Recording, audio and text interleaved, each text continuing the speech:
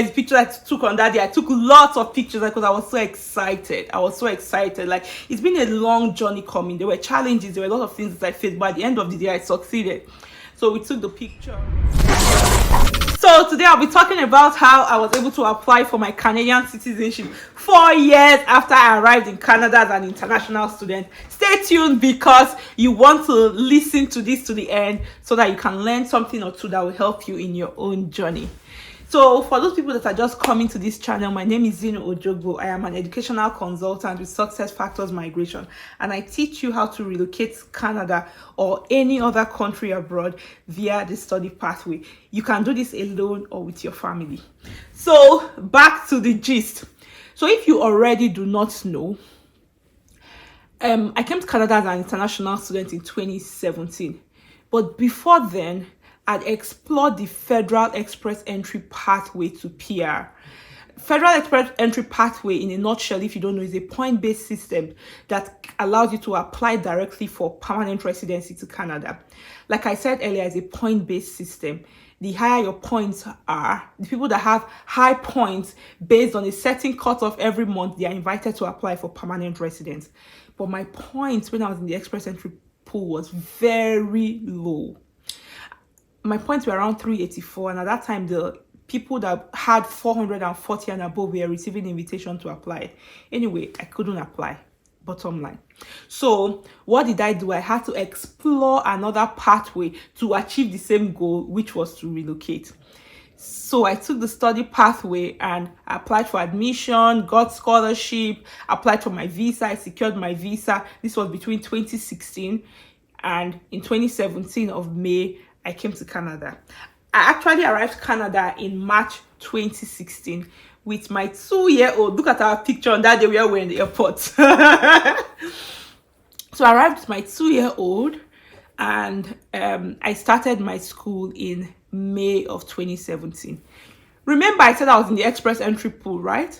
Even after I came to Canada as an international student, I still remain in the Express Entry pool. But I'd checked what could give me the opportunity to apply for PR, more like improve my points, and I'd seen that getting an additional degree, which is a master's degree, would help me. So I still remained in the pool while I was pursuing my master's degree. So in, I think, December of 2018, I finished my master's degree, and I quickly went back to the my profile in Express Entry, and I updated my profile there to say that, oh yes, I have a master's degree now. So once I updated my profile, my points shot up to over 500. I think it was like 506. And that same month, I did it at the end of July, at the end of January, and in February, I received an invitation to apply. This was February of 2019. Yes, I received an invitation to apply for permanent residence. Trust me now, sharp. I quickly packaged my application documents together and I submitted my application for permanent residence. So I did that around February, I think at the end of February. Of course, you know Canada and their long processing times. So I waited, and sometime in September of 2019, my PR was approved. Remember, I went from international student to PR, so I skipped the postgraduate work permit part. So I never ever applied for postgraduate work permit in Canada from international student to PR. And once you have become a PR, if you were once an international student, so you have studied in Canada, instead of waiting for 3 years, okay, so let's look at it like this. So generally, after you become a PR, you need to stay in Canada for 3 years out of 5 years for you to be eligible to apply for citizenship. However, if you have schooled in Canada, you are credited 1 year towards that 3 years. So instead of doing 3 years now, they credit you 1 year from your study. So you now do 2 years. So I had to do 2 years, stay in Canada for 2 years for me to qualify to apply for citizenship. So my people, in 2021, I applied for my citizenship. So I put together my application, I think in July. No, not July, December. Yes, I have my notes here. So I put together my application in December of 2021. So in December of 2021, I applied for my citizenship. It took them 2 months for them to acknowledge that they had received my citizenship application.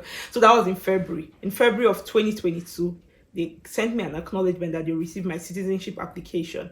So you see that between 2017 and 2021, when I applied for my citizenship, it was 4 years. So in February, they acknowledged it. February of 2022, they acknowledged it. Then for when you're applying for citizenship, you have to do a citizenship exam. So I was waiting. The next step was for me to do the exam. I was waiting. And in August, they sent me an email that, oh yeah, you can now take your citizenship exam. So in August, I took my citizenship exam, and they updated my profile again in September. Now, the next thing I was waiting for, trust Canada and their long processes. The next thing I was waiting for was my for them to send me an invitation to do my swearing-in ceremony.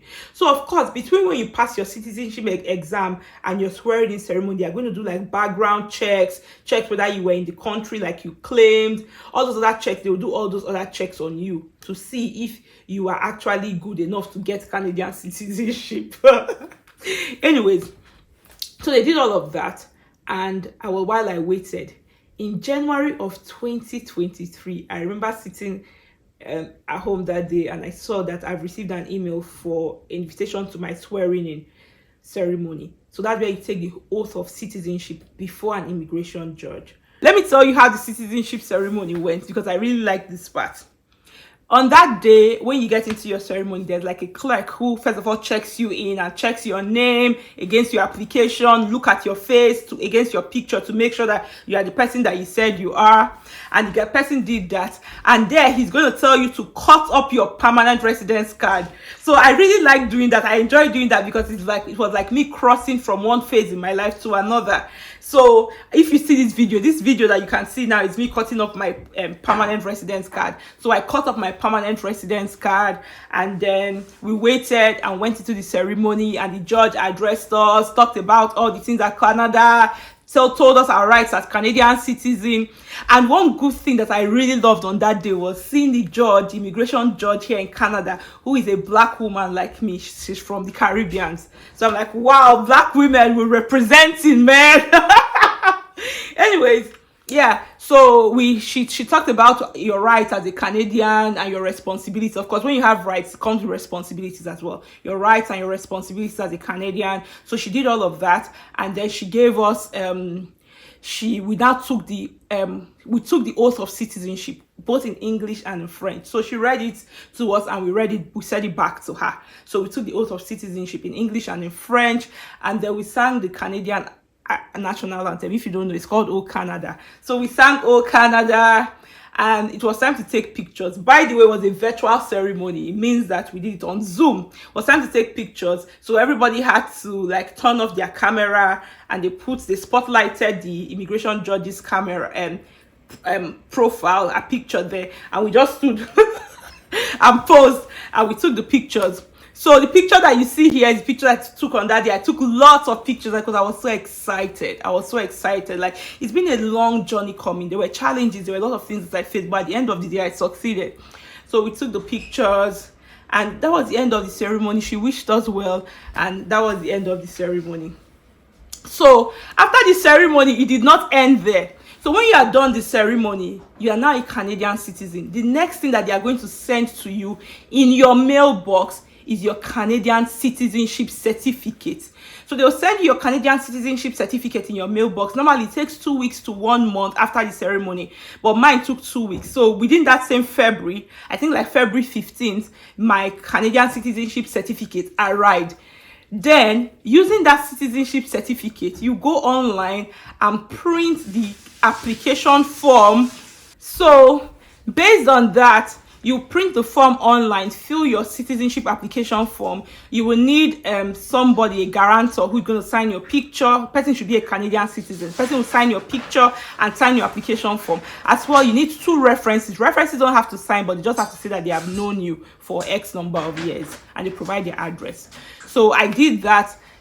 Then you take that to they call it Service Canada, or the passport office, where you submit your application. So you submit your application with your citizenship certificate. They have to see it. You submit your application, and then they'll process it.